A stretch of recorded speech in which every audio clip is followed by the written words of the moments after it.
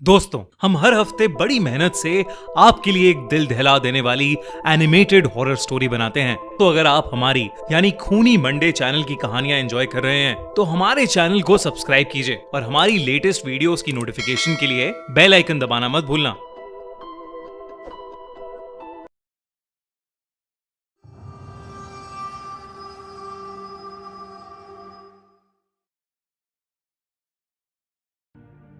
Phone call. माना जाता है कि भूत, प्रेत और आत्माएं हमारे चारों ओर रहती हैं, पर अगर यही आत्माएं आपकी किसी चीज या किसी सामान या किसी डिवाइस के जरिए आपकी जिंदगी में आ जाएं तो? बैंगलोर में रहने वाले अनु और तुषार के साथ कुछ ऐसा ही हुआ और उनकी जिंदगी हमेशा के लिए तबाह हो गई। अनु और तुषार दोनों की शादी को 6 साल हो चुके थे। वो दोनों हाल ही में एक सोसाइटी के 10वें फ्लोर के एक अपार्टमेंट में शिफ्ट हुए थे। उनकी जिंदगी उनके प्लान के अकॉर्डिंग ही चल रही थी, पर उन्हें नहीं पता था कि ये सब बहुत जल्द बदलने वाला है।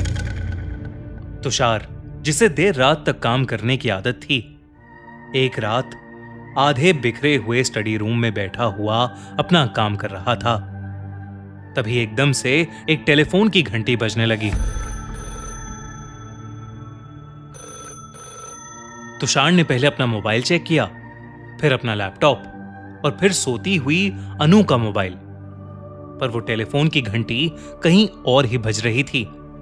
लेकिन तुषार के घर में कोई भी और टेलीफोन नहीं था। तुषार ने ध्यान लगाकर सुना तो वो टेलीफोन की आवाज घर के स्टोर रूम से आ रही थी। उस स्टोर रूम में पुराने टेनेंट्स का कुछ सामान अभी भी पड़ा हुआ था।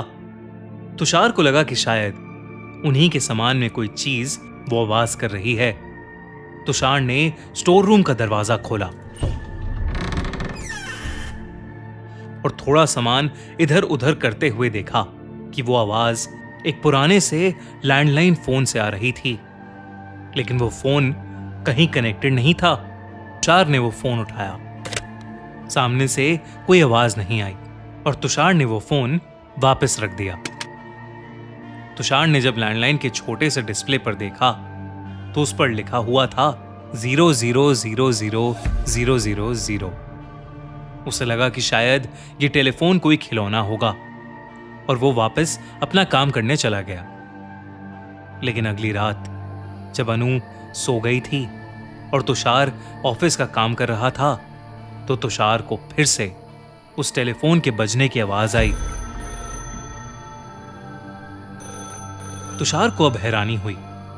उसके फोन उठाते ही उसने जब हेलो बोला तो पहले कुछ सेकंड्स के लिए दूसरी ओर से कोई आवाज नहीं आई।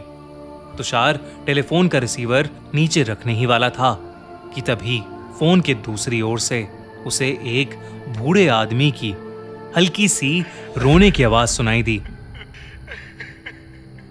जब तुषार ने पूछा कि दूसरी ओर कौन है तो उसे कोई जवाब नहीं मिला, बल्कि दूसरी ओर उस बूढ़े आदमी की रोने की आवाज अब फोन से दूर होती जा रही थी और अब फोन से कदमों की आवाज भी आ रही थी।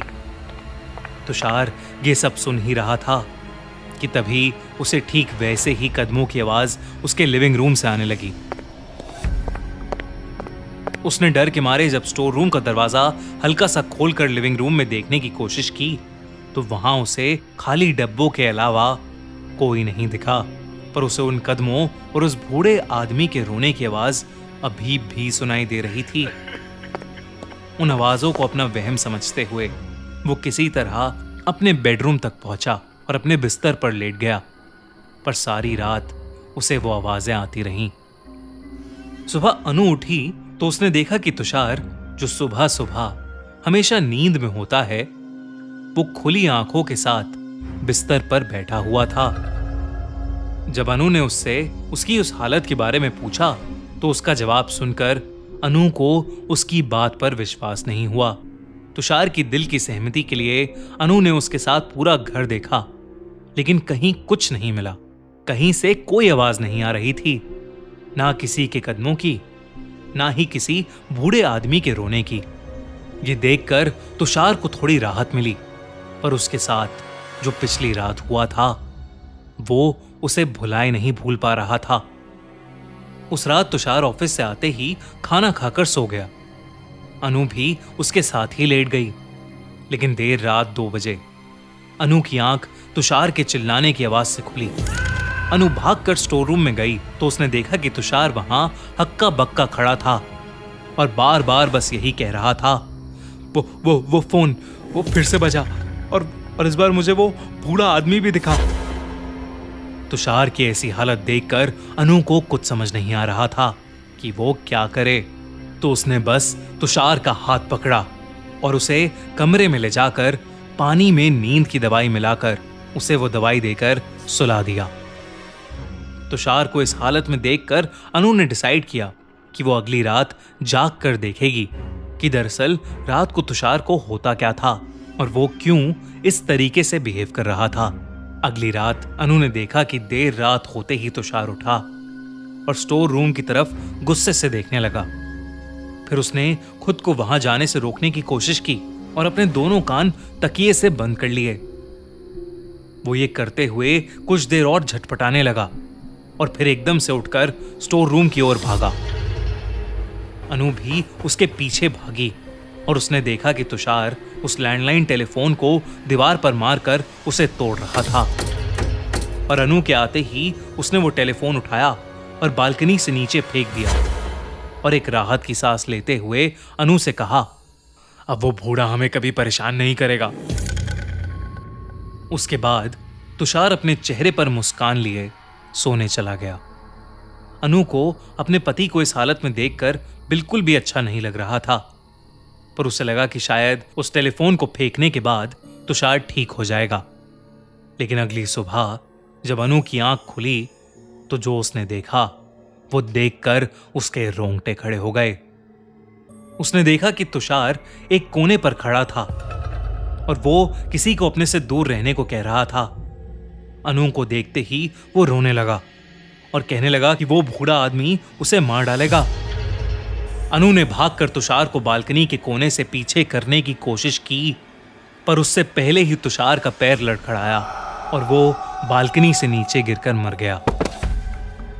अनु का शरीर मानो जैसे तैसे वहीं जम सा गया और तभी अनु को एक लैंडलाइन के बजने की घंटी सुनाई दी जो उसी स्टोर रूम से आ रही थी।